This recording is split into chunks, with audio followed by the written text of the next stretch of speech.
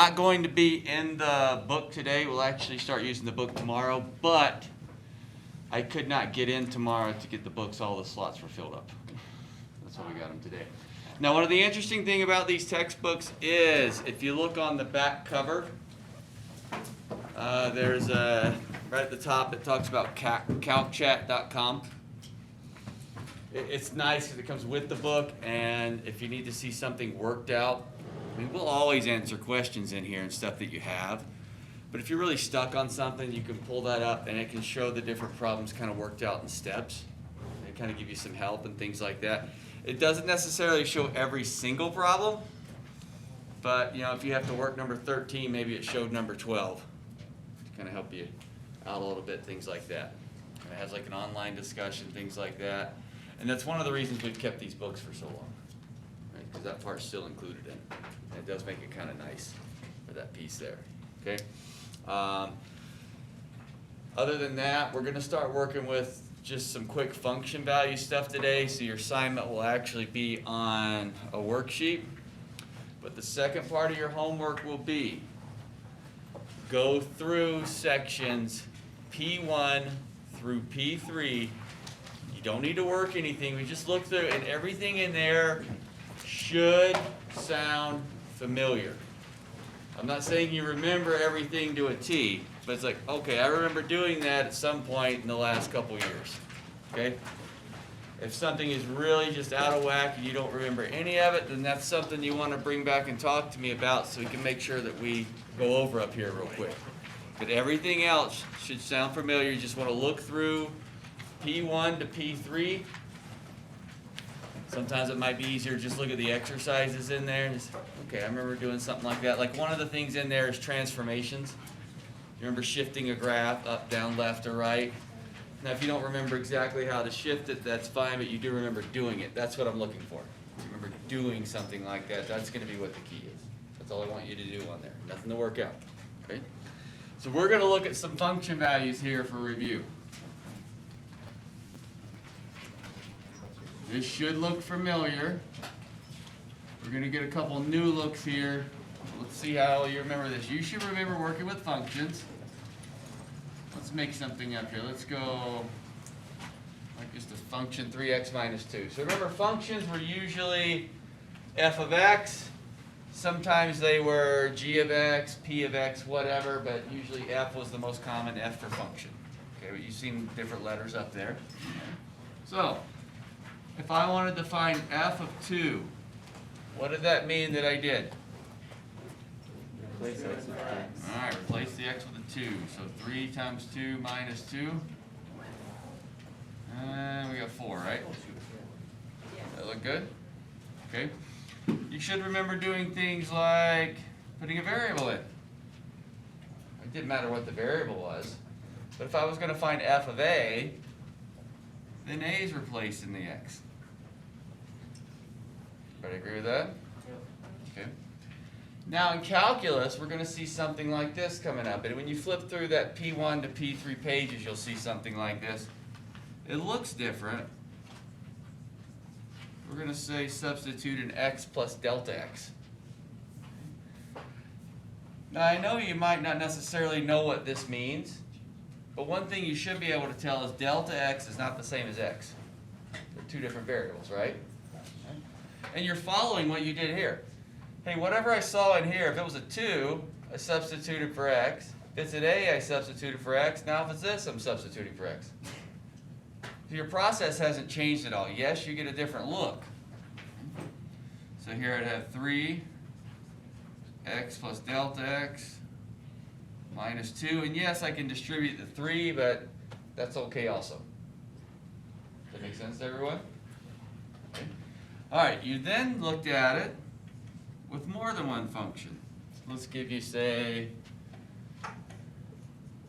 g of x is x squared minus 5. And an h of x is 2x plus 4. Make up two different ones there. So this is where you had to make a decision. What do you think h of 5 would be? 14.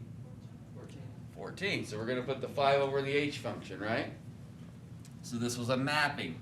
You know you're substituting 5. This was telling you to go over here.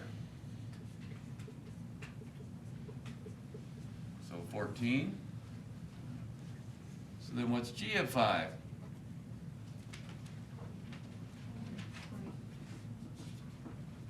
20. Everybody agree with that? Yeah. All right, so again, it's that mapping telling us now to substitute it into G.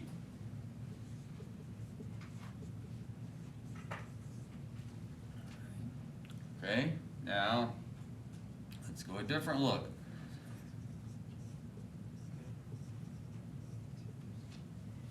Still function values, now just got A's going in. So we're going to take G of A and then subtract h of a from it. So the first thing would be to substitute the a's in, right? All right, so we'd have g of a squared minus 5, minus h of a, 2a plus 4. Everybody agree with that? And then if we can combine the 5 and the 4, distribute the negative, but something like a squared minus 2a minus 9. Everybody okay there? Okay, so get a little bit different look here.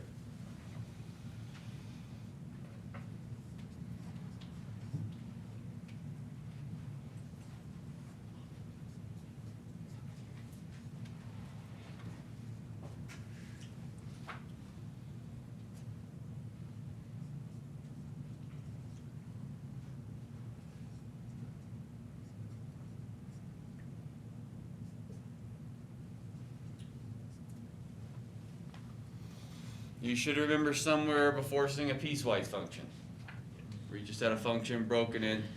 It was usually either 2 or 3 parts. This one here, I've got 3 parts on it. Okay, I can still find function values. I want to find f of 7. All right, so then my thought process is, instead of looking at 2 different ones, sitting like a g and an h, now I'm looking at all of them together. But I still have to decide where the 7 goes. Am I going to substitute the 7 in the top, the middle, or the bottom one? Bottom, because it says greater than or equal to 4, right? All right, so 7 squared plus 2, 51. So you get a different look, but it's just having you make a decision there. Okay? So what about f of negative 4? Would it go in the top, middle, or bottom one? Top. Negative 4 is less than negative 3, right? So we're going to have negative 4 plus 1, negative 3. How about f of 2? No. Top. Oh, it's not, doesn't exist in our Undefined. It's undefined or doesn't exist, because it's sitting between, right? It's not between negative 3 and 1, and it's not greater than or equal to 4. Right, so what you're not used to a lot of times is having function values that don't exist. But you're still in the same process. Hey, where do I substitute that 2 at? Well, where I want to put it, there's nothing there. All right, so this would be what we call a discontinuous function. In other words, instead of connecting or picking up where it left off a complete domain, it breaks apart. Okay? So this we would say does not exist. Or we could say undefined or not defined. Any of those answers would be correct. Right? It's not part of the problem. Okay? How about if I said find f of 1?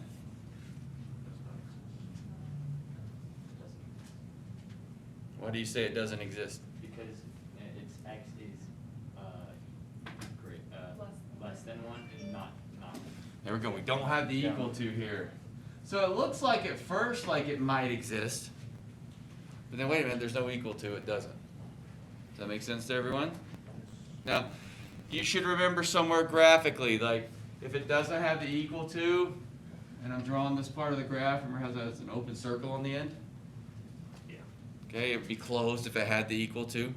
So I'm not quite getting to that one. I got to 0.99999, never hit the 1. Does that make sense? Okay. How about, what's f of negative 2? Does that one exist? Yes. that one's gonna stay a 3, right? There's no x to substitute. That just means it's that constant horizontal line. It's that constant function. It's always a 3. It's not gonna change anything. And how about f of 0?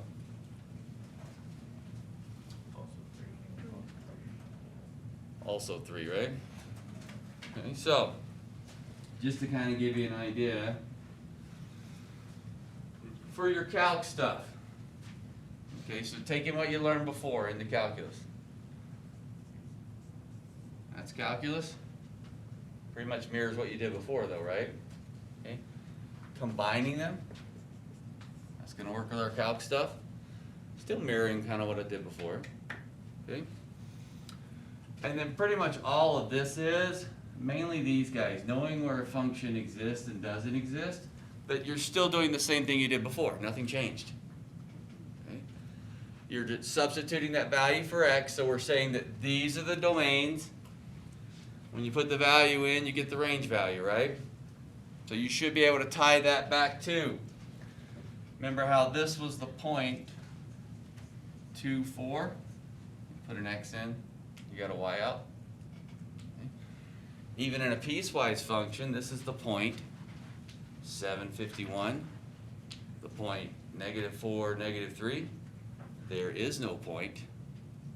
The graph doesn't exist there. You're still looking at it the same way. Different looks though. Okay.